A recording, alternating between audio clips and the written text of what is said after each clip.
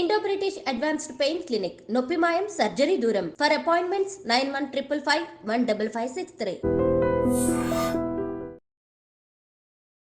నమస్కారం, welcome to I dream. ధర్మ మార్గం విత్ విజిత కార్యక్రమానికి స్వాగతం.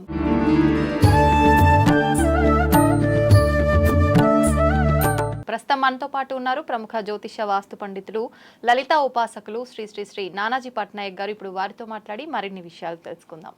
నమస్కారం గురుగారు. శ్రీమాత్రే నమః. అంటే బ్రహ్మ ముహూర్తం చాలా విశిష్టమైందని చెప్పి, ఆ సమయంలో కనుక మనం మంచి పనులు చేస్తే మంచి ఫలితం వస్తుందని చెప్పి చెప్తూ ఉంటారు పెద్దవాళ్ళు. అసలు ఏంటండి బ్రహ్మ ముహూర్తం యొక్క విశిష్టత ఏంటి? బ్రహ్మ ముహూర్తంలో మనం ఎటువంటి పనులు చేయాలి, ఎటువంటి పనులు చేయకూడదు? బ్రాహ్మీ ముహూర్తము అంటారు యాక్చువల్గా. దీని బ్రహ్మ ముహూర్తం కూడా కొంతమంది అంటుంటారు. బ్రాహ్మీ ముహూర్తం యాక్చువల్గా ఇది మార్నింగ్ 4 o'clock ఆ టైంలో స్టార్ట్ అవుతుంది. దీని మీద పెద్ద పెద్ద జోక్స్ కూడా ఉన్నాయి. 4 గంటలకు కోడి కూడా లేస్తుంది, ఏం బాగుపడుతుంది, చికెన్ వండుకొని తినేస్తాం కదా అంటూ ఉంటారు. కానీ నేనేమంటానంటే కరెక్టే, 4 గంటలకు కోడి కూడా లేస్తుంది, కానీ అది బాగుపడట్లేదు. కానీ కోడి ఏమైనా ఆలోచిస్తుందా? లేచి ఒక్కరోకో అని అరుస్తుంది, పోయి ఏదో తింటుంది, మళ్ళీ పడుకుంటుంది. కానీ బ్రాహ్మీ ముహూర్తంలో లేచిన వ్యక్తి ఫస్ట్ వాళ్ళు ఏ వర్క్లో ఏ ప్రొఫెషన్లో ఉంటారో దాని గురించి ఆలోచించగలగాలి, దాని గురించి వర్క్ చేయగలగాలి. ఒక్క ½ an hour మెడిటేషన్ చేసుకొని దాని తర్వాత అంతా వాటి గురించి మెడిటేషన్లో ఆలోచించగలిగితే వాళ్ళు నెంబర్ 1 అవుతారు. గుర్తుపెట్టుకోండి. ఇప్పుడు నేను ఉన్నాను అనుకోండి, నేను ఒక ఆస్ట్రాలజర్ వాస్తు పండితుడిగా రోజు పొద్దున్నే లేచి అనుష్ఠానం చేసుకోవాలి. పొద్దున్నే జపం, అమ్మవారితో ఏదో జపం చేసుకోవాలి, లేదా నా ఆస్ట్రాలజీ వాస్తుకి సంబంధించింది ఆలోచించాలి. ఓకే, ఇక్కడ మనం ఈ సబ్జెక్ట్ ఇక్కడ ఇలా అయింది, ఇక్కడ ఇలా అయింది, ఇక్కడ ఎందుకు ఫెయిల్ అయింది, ఇక్కడ ఎందుకు సక్సెస్ అయింది, వీళ్ళకి ఎందుకు సూపర్ సక్సెస్లు వస్తున్నాయి, ఈ కాంబినేషన్ ఉన్న వాళ్ళకి ఎందుకు వస్తుందని ఆలోచించాలి. అలాగే మీరు ఒక యాంకర్గా లేటెస్ట్ ఏంటి, మీరు ఎప్పటికప్పుడు అప్డేట్ అవుతుంటారు. వాటి గురించి ఎంత ఆలోచిస్తే అంత గొప్ప దీంట్లోకి వెళ్తారు. ఒక చదువుకునే వ్యక్తి ఉన్నాడు, చదువుకోవాలంటే ఏంటంటే ఒక బ్రాహ్మీ ముహూర్తంలో లేచిన వ్యక్తికి సంవత్సరం అంటే 4 o'clock లేచిన వ్యక్తికి 7 o'clockకి, కామన్గా అందరూ 7కి 8కి లేస్తుంటారు ఇళ్ళలో. 9, 10, 11, 12 గంటలు లేచిన వాళ్ళని కూడా నేను చూశాను. బట్ 7 తీసుకుంటే 3 hours మనకి రోజుకి మిగులుతుంది. 3 hours అంటే నెలకు వచ్చేసరికి 4 రోజులు ఎక్స్ట్రా ఉంటుంది మన చేతిలో. ఆల్మోస్ట్ 4 రోజులు ఎక్స్ట్రా అంటే సంవత్సరానికి వచ్చేసరికి దాదాపుగా 40+ రోజులు మన చేతుల్లో ఉంటాయి. అంటే 1 yearలో 40+ days మన చేతుల్లో ఉంటే మనం ఎంత సాధించవచ్చు? ఒక నెల ఎక్కువగా, అంతే కదా. అంటే అక్కడ అర్థం ఏమిటి, మీకు ఇన్ని రోజులు ఎక్స్ట్రా వస్తున్నాయి. లేచి మళ్ళీ నేను ఊరికేదో షార్ట్లు చూసుకుంటున్నాను అంటే నాకు పనికి వచ్చేవి చూసుకోవచ్చు. ఇప్పుడు నేను ఉన్నాను, పోనీ ఏ ప్రవచనాల్లో చూస్తున్నాను, లేకపోతే ఫోన్ చూడడం తప్పని నేను చెప్పట్లే. ఒక అంటే అది మంచిగా వాళ్ళ ప్రొఫెషన్కి ఉపయోగపడేది చూసుకోండి, ఆటోమేటిక్గా మీరు సక్సెస్ అవుతారు. అయితే ఎందుకు సక్సెస్ అవుతారే, వేరే టైంలో కూడా లేచి నేను చూస్తే సక్సెస్ అవ్వచ్చు కదా అంటే, ఇక్కడ లాజిక్ ఏమిటంటే 4 o'clock ఆఫ్ టైంలో మహర్షులు భూమి మీదకి వస్తారమ్మా. ఆ టైంలో సిద్ధులు, మహర్షులు, యక్షులు, గంధర్వులు భూమి మీదకి వచ్చేటువంటి సమయం. ఆ సమయంలో ఎనర్జీ చాలా నీట్గా ఉంటుంది. మీరు ఆలోచించే విధానంలో చాలా అద్భుతమైనటువంటి రిజల్ట్స్ వస్తాయి ఆ టైంలో. ఎవరైతే పలానా వాళ్ళ సబ్జెక్టు గురించి థింక్ చేస్తుంటారో వీళ్ళ ఎనర్జీస్ వాళ్ళకి కనెక్ట్ అవుతాయి. కనెక్ట్ అయ్యి మీకు ఆన్సర్స్ దొరుకుతాయి. దీనికి ఎట్లాగా సొల్యూషను. చాలామంది నేను వాళ్ళని జాతకాలు చూసి అడిగినప్పుడు, మీకు ఈ థాట్ ఎప్పుడు వచ్చిందంటే పొద్దున్న లేచినప్పుడు వచ్చిందండి అంటాడు. లేకపోతే నిద్రలో అలా ఉన్నానండి, నాకు థాట్ వచ్చి నిద్ర లేచాను అంటాడు. మీరు నిద్రపోతారు కానీ మీ ఆలోచన నిద్రపోదు. మీరు రాత్రి నిద్రపోయేటప్పుడు ఒక క్వశ్చన్ ఇచ్చి వదిలేశారనుకోండి మీ బ్రెయిన్కి, పొద్దున్నే ఆన్సర్తో నిద్రలేస్తారు. అది సెర్చ్ చేస్తుంది లోపల. కాబట్టి నేను అనేది ఏంటంటే, పొద్దున్నే లేచి అందరినీ ధ్యానం చేయమని నేను చెప్పను. ఒక 10 నిమిషాలు, 20 నిమిషాలు, అరగంట చేయండి. కానీ తర్వాత అంతా మీరు చేయవలసింది ఏంటంటే ఈ టైంని ఎలా వినియోగించుకుంటారు. బికాజ్ ఆఫ్ మనం కొనలేనిది, తిరిగి రానిది ఏదైనా ఉందంటే అది టైం ఒకటే. సో ఎవ్రీ సెకండ్ ఎవరైతే దాన్ని పర్ఫెక్ట్గా వినియోగించుకుంటారో వాళ్ళు నెంబర్ 1 అవుతారు లైఫ్లో. అయితే ఇక్కడ ఇంకొక విషయాన్ని నేను ప్రస్తావించి మిగతా విషయాలు వద్దాం. బ్రహ్మముహూర్తం విషయంలో ఈ నెంబర్ 1 అయ్యే విషయంలో మనం ఎంతసేపు కూడా డబ్బులు సంపాదించాలి, ప్రేయర్ సంపాదించాలని దాని వెనకాతల పడి కూడా తప్పు చేస్తున్నాం. ఫ్యామిలీని, రిలేషన్స్ని పట్టించుకోవట్లేదు. వీటిని పట్టించుకుంటూ నెంబర్ 1 అవ్వగలగాలి. డబ్బులు డబ్బులు డబ్బులు ఫైన్, డబ్బులు ఉండాలి. శాస్త్రం కూడా కోట్లు సంపాదించమని చెప్పింది, కాకపోతే ధర్మబద్ధంగా సంపాదించమని చెప్పింది. కానీ విత్ ఫ్యామిలీ ఏంటి, నీ భార్య ఏంటి, నీ భర్త ఏంటి, నీ పిల్లలు ఏంటి, రెస్పాన్సిబిలిటీస్ కూడా రెస్పాన్సిబిలిటీస్ కూడా పర్ఫెక్ట్గా ప్లాన్ చేసుకొని టైం తీసుకొని చేయాలి. అప్పుడే మీ విజయం నిజంగా సంపూర్ణమైనట్టు. ఇవేవి పట్టించుకోకుండా మీకు ఒక 60 ఏళ్ళు వచ్చి వెనక్కి తిరిగి చూసేసరికి ఎందుకు పెళ్లి చేసుకున్నాను నన్ను, మొన్న ఏఆర్ రెహమాన్ భార్య ఎందుకు వదిలేసిందమ్మా, 30 ఇయర్స్ అయింది మ్యారేజ్ అయ్యి, ఎప్పుడూ ఉరుకులు పరుగులే పెడుతున్నాడండి. అసలు కొన్ని రోజుల తర్వాత ఫ్రీ అవుతాడు, కొన్ని రోజుల తర్వాత ఫ్రీ అవుతాడు అనుకున్నా ఏం లాభం. పేరు ఏఆర్ రెహమాన్ భార్యని, కానీ నాకు ఒక్క సొసైటీకి నేను భార్యని తెలుసు, కానీ నేనేం అనుభవించాను అనేటువంటి ఫీల్ ఉంటుంది కదా అమ్మాయి. అందుకని అంటే ఏంటంటే మీరు ధనము పేరు సంపాదనతో పాటు ఫ్యామిలీకి కూడా మీరు ఏం చేస్తున్నారనే దాని గురించి మీరు కనుక ఒక నోటు తయారు చేసుకోకపోతే ఇంత పేరు ఇంత సంపాదించి కూడా వేస్ట్ అంటా నేను. కరెక్ట్. రిలేషన్స్, ఎథిక్స్ ఇవి కూడా సంపాదించగలగాలి. ఇవి చాలా ముఖ్యమైనటువంటివి. అయితే బ్రహ్మ ముహూర్తంలో ఇప్పుడు పర్టికులర్గా దేవతా శక్తి పెంచుకోవడానికి కూడా చాలా అద్భుతమైన సమయం అది. నేను రీసెర్చ్ చేశాను కదా, న్యాచురల్గా చీకటి అంటే 6 తర్వాత అమ్మవారి జపం చేసేది, 6 ముందు అంటే ఎర్లీ మార్నింగ్ సూర్యోదయానికి ముందు చేసే జపంలో ఎక్కువ ఫలితం ఉంటుంది. కాస్మిక్ ఎనర్జీ ఏదైతే ఉందో అది ఫ్రీగా ఫ్లో అవుతూ ఉంటుంది. మనం మెడిటేషన్ చేసేటప్పుడు పైనుంచి వచ్చే కాస్మిక్ ఎనర్జీ దీనికి టచ్ మన లోపల ఫ్లో బాగా అవుతుంది. ఎవరైతే ఉదయాన్నే నిద్ర లేచి ప్రాణాయామం చేస్తారో ఏ లలిత సహస్రనామాల్లో విష్ణు సహస్రనామాల్లో పెట్టుకొని వాళ్ళకి ఎట్టి పరిస్థితుల్లో హెల్త్ ఇష్యూస్ రావు.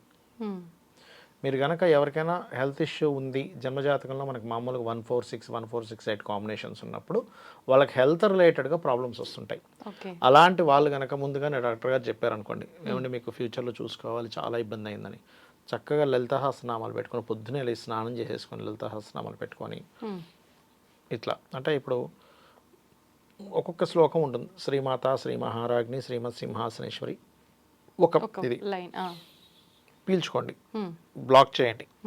చిదగ్నికుండ సంభూత దేవకార్య సముద్యత ఉద్యద్భాను సహస్రావ చతుర్బాహు సమన్విత, రెండింటికి మూసేశారు.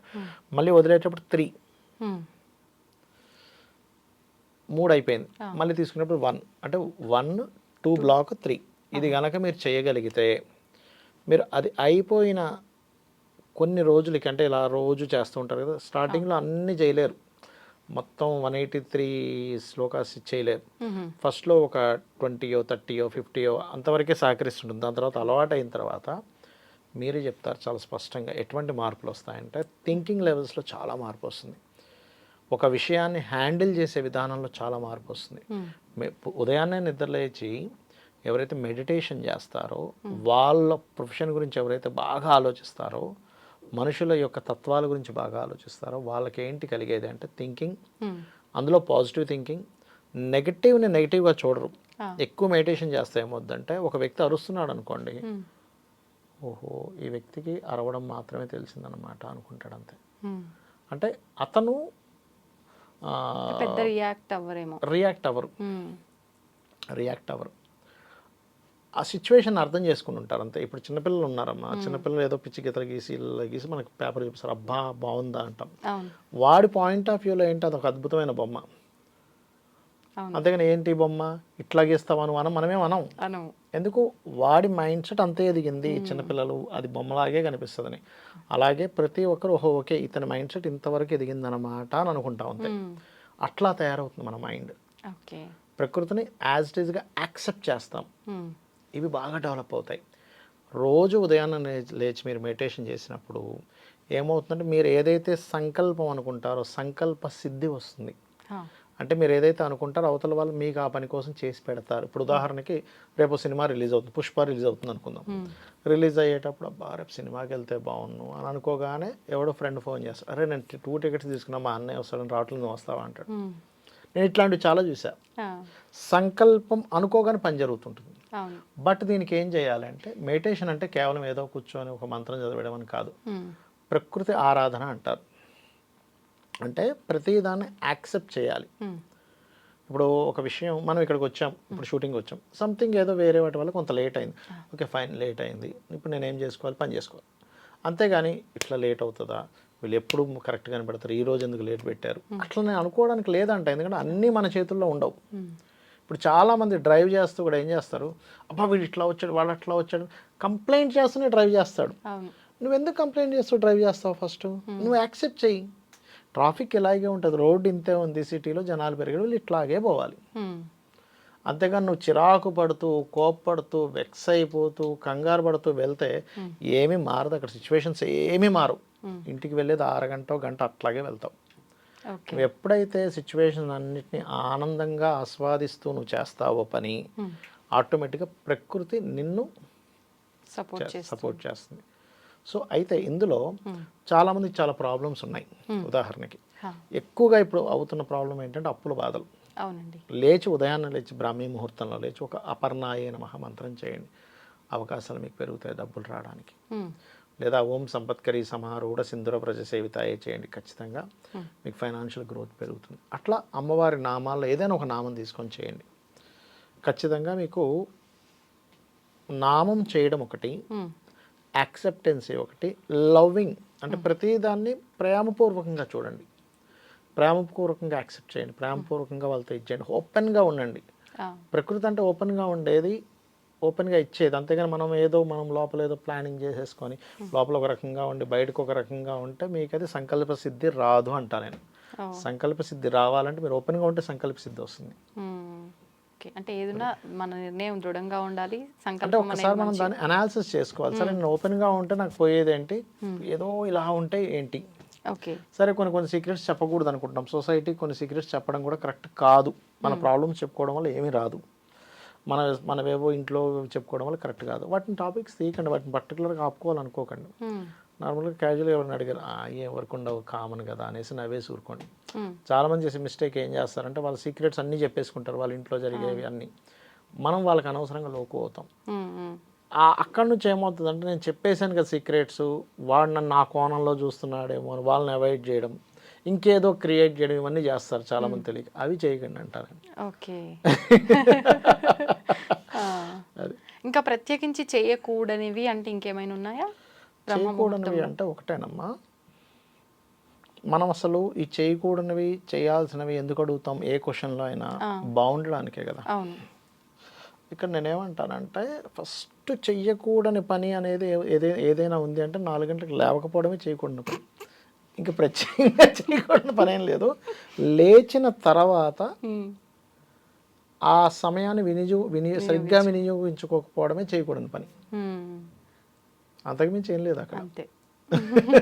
మీరు ఇందా చెప్పినట్టు ఏదో లేసామా అనవసరంగా మొబైల్ చూడడమా ఏదో చేస్తున్నామా అన్నట్టుగా కాకుండా ఉపయోగకరంగా ఎలా తీసుకెళ్తున్నాం అంటే ఒక ప్లానింగ్ స్ట్రిక్ట్గా కొన్ని పెట్టేసుకోవాలి మైండ్లో. నేను ఇవి చెయ్యను, నేను నాకు అవసరం ఉండేవే చూస్తాను, ఇంత టైమే నేను చూస్తాను, నేను ఇంతవరకే ఉంటానని మీరు కొన్ని గైడ్ లైన్స్ మీకు మీరుగా గిరిగీసుకోకపోతే మనం ఎన్ని కలలు కన్నా వేస్ట్ అంటాను నేనైతే. ఓకే, ధన్యవాదాలండి. శ్రీమాత్రే నమః.